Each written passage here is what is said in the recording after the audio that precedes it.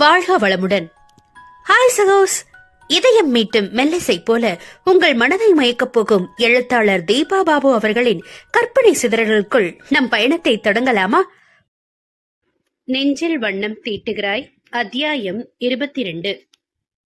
முறைப்படி ஒவ்வொன்றையும் செய்து முடித்து திருமாங்கல்யம் போட்டும் நேரம் கயல்வெளியின் காதில் கிஸ்கிசப்பாய் பேசினான் திலீப் குமார். வெளி, அங்க அம்மாவை பாரு. ஆடவனின் சொல்லில் தன் பார்வையை உயர்த்தி முகம் பார்த்து அவன் கண்காண்பித்த திசையில் திரும்பியவள் விழிகள் அங்கேயே நெளிக்குத்தி நின்றது. சர்ப்ரைஸ் என சின்னதொரு புன்சிரிப்புடன் மெல்லமாய் கோவியவன் அவள் கழுத்தில் முடிச்சிட ஆரம்பித்தான். தன்னவனின் அம்மாவை எதிர்பார்த்து வெளிப்பாவையை நகர்த்தி இருந்தவள் தன் அம்மாவை கண்டு ஸ்தம்பித்து போனாள். இமைகளை சிமிட்டவும் மறந்து இருக்கும் இடம் சூழ்நிலை யாவும் திருந்து ஸ்மரணையற்று அவரையே வெறித்து பார்த்தாள் பெண். அதற்குள் அறையில் இருந்தவர்கள் மணமகளை அடுத்த சடங்கிற்கு ஆயத்தப்படுத்த தன் மனதை ஒருமுகப்படுத்தியவள் சலனமின்றி அமைதியாக மற்றவரின் சொல்லுக்கு ஏற்றவாறு மெல்ல செயல்பட ஆரம்பித்தாள். அனைத்தும் முடித்து மாமியாரின் கால்களில் அவனோடு பணிந்தவள் தன்னை பெற்றவரிடம் செல்லும் அவனோடு இணைந்து சென்று அவரிடமும் ஆசீர்வாதம் வாங்கினாள். தாயை கண்டதிலிருந்து பெண்ணிற்குள் அத்தனை போராட்டம், கலவரம். ஆனால் எதையும் வெளியே காண்பித்துக் கொள்ளாமல் நிர்மூலமாக நின்றிருந்தாள். மஞ்சளாவும் மகளின் முகத்தை அமைதியாக கவனித்தவர் தன் உணர்வுகள் எதனையும் வெளிப்படுத்தாது அமர்தலாகத்தான் காட்டிக்கொண்டார். இந்நேரம் என் அப்பா என்னோட இருந்திருந்தா என்கிற எண்ணம் எழவுமே அடிவயிற்றிலிருந்து பெரும் ஓலம் வெடித்து வெளிவர பார்த்தது கயலுக்கு. இருக்கும் சூழ்நிலை உணர்ந்து விரைவாக தன்னை மீட்டுக் கொண்டவள் அதன் பின்னரே அவசரமாக பிள்ளையை தேடி விழிகளை சுழற்றினாள். இவர்கள் பெரியவர்களிடம் ஆசீர்வாதம் வாங்குவதற்கு வசதியாக திலீப்பின் ஒன்றுவிட்ட சகோதரி அவளை தன் கைப்பிடியில் நிறுத்தி இருப்பதை கவனித்து சிறுமியின் முகம் நோக்கினாள். கண்களின் நீரை ஏந்துவதற்கு தயாராக முகத்தில் அத்தனை கலக்கம் சுமந்து தன்னை பரிதாபமாக பார்த்திருந்தவளை கண்டதும் தொண்டை அடைத்தது. மெல்ல உமிழ்நீரை விழுங்கியவள் அறையில் வருமாறு அவளை பார்த்து தலையசைக்க காரு தயக்கத்துடன் அறையில் இருந்த பெண்ணை பார்த்தாள். பாப்பா கூப்பிடுங்க. பக்கத்தில் இருந்த திலீப்பிடம் அவள் மெல்லமாய் மொழிய தன் அவளிடம் கவனத்தை திருப்பினான் அவன். ஆ, என்ன? காருவ கூப்பிட சொன்ன. சட்டென்று எரிச்சலுடன் கூறியவளை விழிகள் இடுங்க பார்த்தவன் அங்கிருந்த அசாதாரணத்தை உணர்ந்து பார்வையால் சிறுமியை தேடினான். அவளுமே தடுமாறிக் கொண்டு இருப்பதை கண்ணுற்று, ராதிகா, பாப்பாவை அனுப்பு என்றாள் வேகமாக. அப்பெண் விட்டதும் அம்பெண்ண விரைந்து வந்து பெரியவளின் கையை இறுக பற்றினாள் அவள். லேசாய் பெருமூச்சு எடுத்த கையில் அவளின் தோளை சுற்றி வளைத்து தன்னோடு ஆதரவாய் அணைத்துக் கொண்டாள். இருவரையும் புரியாமல் பார்த்தவன், விழி, இஸ் எவ்ரிதிங் ஓகே என்று குழப்பத்துடன் விசாரித்தான். இல்ல, எதுவும் ஓகே இல்ல, எனக்கும் இவளுக்கும் இங்க ரொம்ப அன்னீசியா இருக்கு. பட்டென்று பதில் கூறியவளை முதலில் மெல்லிய கடுப்போடு நோக்கியவன் பின் மெல்ல இதழ்களை விரித்து பேசினான். மறுபடியுமா? கொஞ்ச நேரம் முன்னாடி தானே கஷ்டப்பட்டு ஒரு ஃபார்ம் கொண்டு வந்தேன். அவன் புன்னகையுடன் பேசினாலும் இவள் முகத்தில் ஒரு எதிரொலிக்கவில்லை. மௌனமாக நின்றாள். என்னப்பா, ஏன் இப்படி இருக்க? அவங்க எப்படி இங்க வந்தாங்க?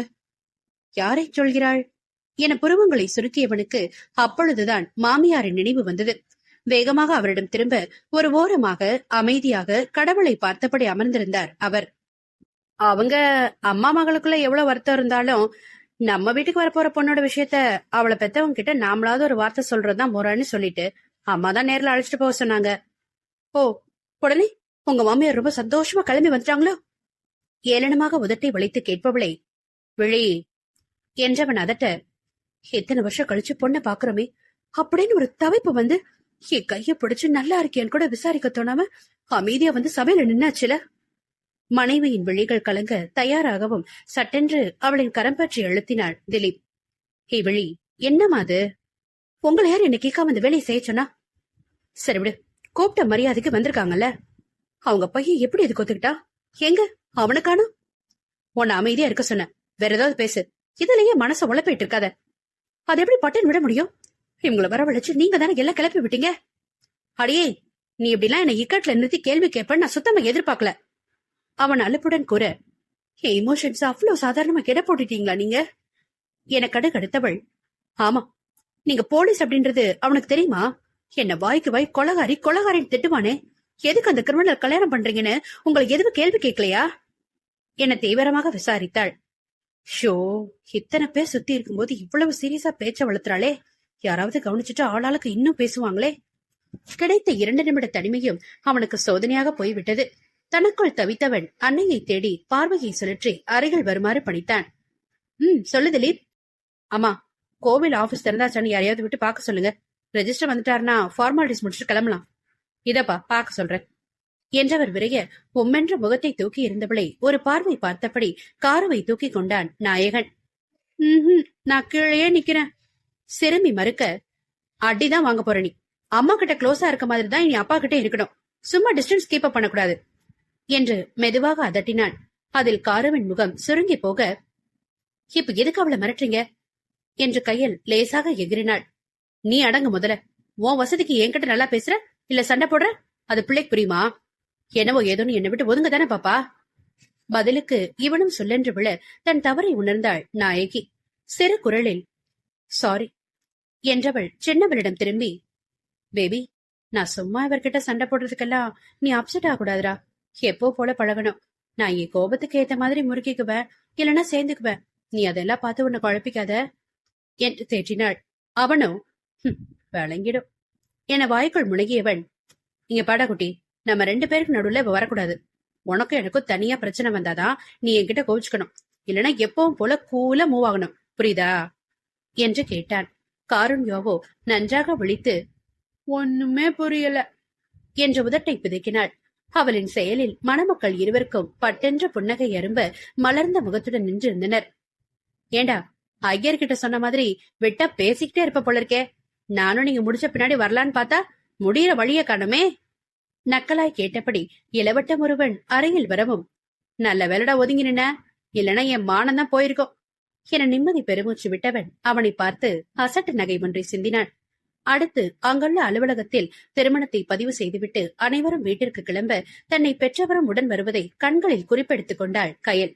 உணவை முடித்து அவளை மாடி அறைக்கு அழைத்து சென்ற குமுதினி, அம்மா, பாப்பாவோட கொஞ்ச நேரம் ரிலாக்ஸ் செஞ்சுக்கொனி, அப்புறமா கீழே வருவியா என்றபடி அவர்களுக்கு தனிமை கொடுத்து சென்றார். சிறுமி மஞ்சுளாவை யாரென்று புரியாமல் பார்த்து தன் வளர்ப்பு அன்னையோடு ஒட்டி நின்றாள். அதையெல்லாம் அமைதியாக கவனித்தபடி அவர் நின்றிருக்க, உட்காருங்க என்று அங்கிருந்த கட்டிலை கை காட்டினாள் மகள். அவர் மௌனமாக அதில் அமர இவளும் எதிரே சற்று தள்ளி தன் மகளுடன் அமர்ந்தாள். என்ன இது விந்தையான உறவு என அம்மா மகள் இருவருக்கும் ஒரு சேர விரக்தியாக தோன்றியது. இந்த பொண்ணதான் வளர்த்திட்டு இருக்கியா? அவர் பேச்சை துவக்க இவள் ஆமோதிப்பதாக தலையசைத்தாள். என்ன சொல்றது, எப்படி சொல்றதுன்னு தெரியல. நான் ஒரு நல்ல அம்மாவான் கூட எனக்கு உள்ள கேள்வி கேட்டிருக்கேன். ஆனா அதுக்கு மனசாட்சி சரியா பதில் சொல்றதுக்குள்ள என்னோட உணர்வுகள் அதோட வாயை கட்டி போட்டுடுது. ஆனாலும் நான் நடந்துக்கிறது சரியில்லைன்னு எனக்கு நல்லா தெரியும். மஞ்சுளா பேச பேச அவர் முகம் நோக்காமல் கீழே வெறித்திருந்தாள் கயல். தன் அம்முவின் முகம் சரியில்லை என்பதை உணர்ந்திருந்த சிறுமி அவளின் கருத்தை இறுக பிடித்தபடி அவளைத்தான் நொடிக்கு நொடி நிமிர்ந்து பார்த்திருந்தாள். இப்போ உன் மாமியார் வந்து என்ன பார்த்து பேசலன்னா உன்னை தேடி வந்து பாக்கணும்னோ இல்ல போன் செஞ்சு பேசணும்னா எனக்கு உள்ள தோணி இருக்குமான்னு தெரியல.